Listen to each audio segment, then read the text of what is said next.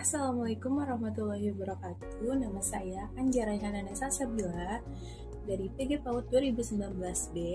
Pada video ini saya akan menjelaskan penjelasan yang saya pahami tentang materi yang sudah dibahas pada mata kuliah konsep manajemen penyelenggaraan PAUD. Materi yang pertama ada tentang kurikulum 2013, yang dimana kurikulum 2013 ini itu adalah kurikulum PAUD yang membantu guru untuk memenuhi seluruh area belajar yang digunakan anak dengan memakai pendekatan pembelajaran yang tepat. Kurikulum ini sebagai kerangka yang berisi rencana dan implementasi sebuah program yang telah dirancang oleh guru. Hal ini itu sejalan dengan apa yang tertuang dalam Undang-Undang Nomor 20 Tahun 2003 tentang Sisdiknas yang menyatakan bahwa kurikulum adalah seperangkat rencana dan pengaturan mengenai tujuan, isi, bahan pelajaran, serta cara yang digunakan sebagai pedoman penyelenggaraan kegiatan pembelajaran untuk mencapai tujuan pendidikan tertentu.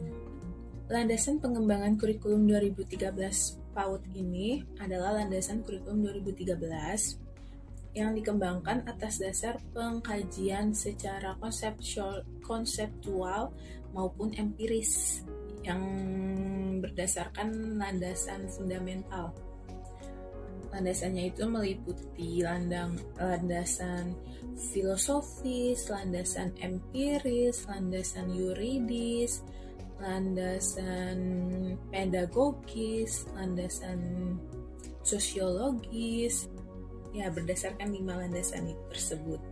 Kurikulum 2013 pada PAUD ini itu bertujuan untuk mendorong perkembangan peserta didik secara optimal sehingga memberikan dasar untuk mereka menjadi manusia yang memiliki kemampuan hidup sebagai pribadi dan warga negara Indonesia yang beriman, produktif, kreatif, inovatif, dan efektif, serta juga mampu untuk berkontribusi pada kehidupan bermasyarakat, berbangsa, bernegara, dan beradaban dunia. Kurikulum itu dipandang sebagai jantungnya sebuah program pendidikan, karena kurikulum itu adalah strategi dan cara yang dirancang untuk mencapai tujuan pendidikan yang telah ditetapkan secara nasional. Nah, setelah membahas tentang kurikulum 2013, pembahasan selanjutnya ada tentang kurikulum berciri khas. Apa sih kurikulum berciri khas? Kurikulum berciri khas ini itu adalah kurikulum salah satu model kurikulum yang ada di lembaga PAUD juga. Kenapa namanya kurikulum berciri khas? Karena model kurikulum ini itu bisa juga disebut sebagai kurikulum yang terintegrasi, karena kurikulum ini tuh memadukan antara konsep kurikulum nasional dan kurikulum yang dibikin sendiri oleh lembaga PAUD tersebut. Jadi meskipun istilahnya berbeda, tapi kayak prinsipnya itu tetap sama. Kalau di kurikulum 2013 landasannya itu berdasarkan yuridis, tetapi di kurikulum berciri khas ini landasannya secara teoritis, seperti contohnya kurikulum model Montessori, yang dimana kurikulum ini dibuat oleh Dr. Maria Montessori pada akhir abad 19 dan 20. Montessori ini tuh mendirikan kurikulum berdasarkan dengan kebebasan anak, kemandirian anak, terus juga penghapusan pemberian hadiah dan bentuk-bentuk hukuman luar, dan juga tentang kedisiplinan anak. Nah, materi yang ketiga adalah materi tentang manajemen pendidik dan tenaga kependidikan, yang dimana manajemen ini adalah sebuah proses untuk mencapai tujuan pendidikan melalui perencanaan, pengorganisasian, penyusunan personalia, pengarahan dan kepemimpinan, pengawasan, dan juga pendayagunaan pendidik dan tenaga kependidikan dalam rangka untuk menunjang penyelenggaraan pendidikan. Menurut Undang-Undang Nomor 20 Tahun 2003 tentang Sistem Pendidikan Nasional Pasal 1 Ayat 5 dan 6, yang dimaksud dengan tenaga kependidikan itu adalah anggota masyarakat yang mengabdikan dirinya dan diangkat untuk menunjang penyelenggaraan pendidikan.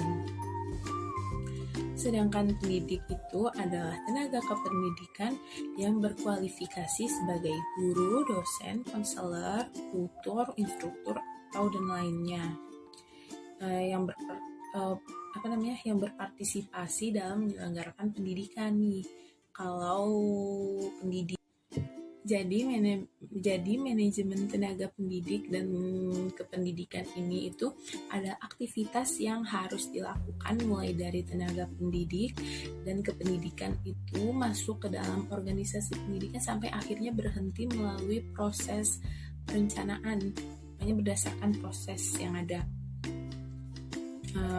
Masuknya juga kayak sesuai dengan rekrutannya, sesuai seleksi, penempatannya.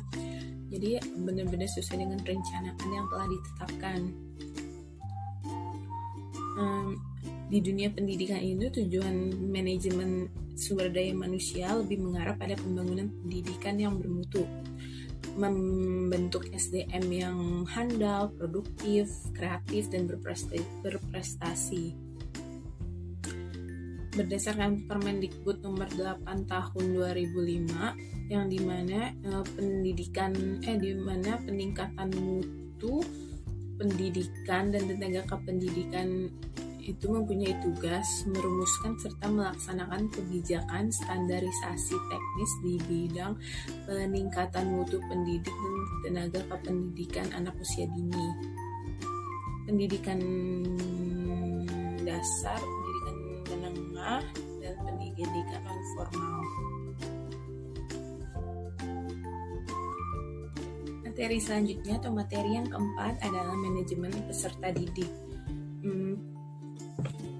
Peserta didik ini menurut ketentuan umum Undang-Undang Republik Indonesia tentang Sistem Pendidikan Nasional, peserta didik itu adalah anggota masyarakat yang berusaha mengembangkan dirinya melalui proses pendidikan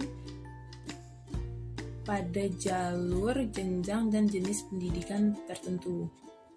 Peserta didik ini juga mempunyai sebutan lain, bisa murid, subjek didik, anak didik, pembelajar, atau sebagainya. Nah, manajemen peserta didik ini keberadaannya itu sangat dibutuhkan banget di PAUD, di lembaga PAUD. Karena murid itu merupakan subjek sekaligus objek dalam proses transformasi ilmu dan keterampilan. Jadi keberhasilan dalam penyelenggaraan PAUD ini sangat tergantung dengan perkembangan potensi fisik, kecerdasan intelektual, sosial, emosional, dan kejiwaan peserta didik. Manajemen peserta didik ini juga merupakan penataan dan pengaturan terhadap kegiatan yang berkaitan dengan peserta didik itu sendiri. Jadi mulai dari anak masuk sampai dia keluar atau lulus dari PAUD. Jadi manajemen peserta didik ini tidak semata-mata cuma mencatat data peserta didik saja, tetapi juga meliputi aspek yang lebih luas, yaitu membantu untuk pertumbuhan dan perkembangan peserta didik melalui proses pendidikan di PAUD. Tujuan dari manajemen peserta didik ini itu untuk mengatur berbagai kegiatan dalam bidang kesiswaan agar kegiatan pembelajaran di lembaga PAUD berjalan dengan lancar, dengan tertib, dan secara teratur. Beberapa ahli juga berpendapat bahwa tujuan dari manajemen peserta didik ini itu untuk menciptakan kondisi lingkungan sekolah yang baik sehingga peserta didik itu dapat belajar dengan tertib, dengan senang, hatinya merasa gembira dan tidak ada paksaan. Supaya juga pembelajaran itu menjadi efektif dan efisien. Nah, ada tiga tugas utama nih dari manajemen peserta didik, yaitu manajemen peserta didik itu akan melakukan akan mendata penerimaan peserta didik, merancang kegiatan kemajuan belajar serta bimbingan dan pembinaan disiplin peserta didik. Nah, materi yang kelima ini ada tentang manajemen pembelajaran PAUD, yang dimana manajemen pembelajaran PAUD adalah strategi pembelajaran atau acuan yang dijadikan sebagai landasan dalam proses pembelajaran. Dapat berupa perencanaan pembelajaran, pelaksanaan pembelajaran, serta evaluasi pembelajaran, sehingga pembelajaran untuk anak itu dapat berjalan sesuai dengan tujuan dan harapan yang telah dirancang oleh lembaga PAUD. Manajemen pembelajaran PAUD ini berisikan kurikulum pembelajaran serta standar pendidikan yang dipakai. Jadi di dalam kurikulum pembelajaran PAUD ini isinya tuh ada RPP atau rencana pelaksanaan pembelajaran, RPP harian ataupun mingguan, serta juga evaluasi pembelajaran yang telah direncanakan dan dilaksanakan oleh lembaga PAUD. Sebagai sebuah sistem, dalam manajemen pembelajaran ini terdapat komponen-komponen yang saling terkait dan mempengaruhi mutu proses dan juga hasil pembelajaran. Komponen-komponen ini tuh terdiri dari tujuan pembelajaran, bahan pembelajaran, media pembelajaran, terus juga evaluasi pembelajaran dan juga strategi pembelajaran. Yang dimana setiap komponen ini tuh terdapat aktivitas-aktivitas manajemen, yaitu ada perencanaan, pelaksanaan, pengawasan, evaluasi, dan juga pelaporan hasil pembelajaran. Jadi keterpaduan antara komponen-komponen tersebut itu akan menghasilkan tujuan pembelajaran yang efektif dan efisien. Materi yang keenam ada tentang manajemen isi PAUD. Manajemen isi PAUD yang saya pahami itu tentang di dalam manajemen ini tuh berisi tentang isi dari pembelajaran dalam lembaga PAUD.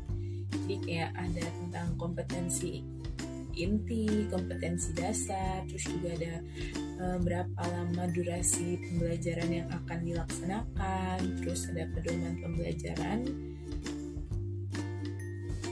dan ada strategi pembelajarannya. Yang ketujuh ada manajemen proses pembelajaran. Nah, manajemen proses pembelajaran ini itu sebagai usaha untuk mengelola, mengatur, dan juga mengarahkan proses interaksi edukatif antara anak, pendidik dan lingkungannya yang diatur secara terencana dan juga sistematis supaya dapat mencapai tujuan pendidikan anak usia dini. Manajemen proses pembelajaran ini tuh sebuah proses yang khas terdiri dari tindakan perencanaan, pengorganisasian, penggerakan, dan pengawasan atau POAC itu. Planning, organizing, controlling, dan actuating dan controlling.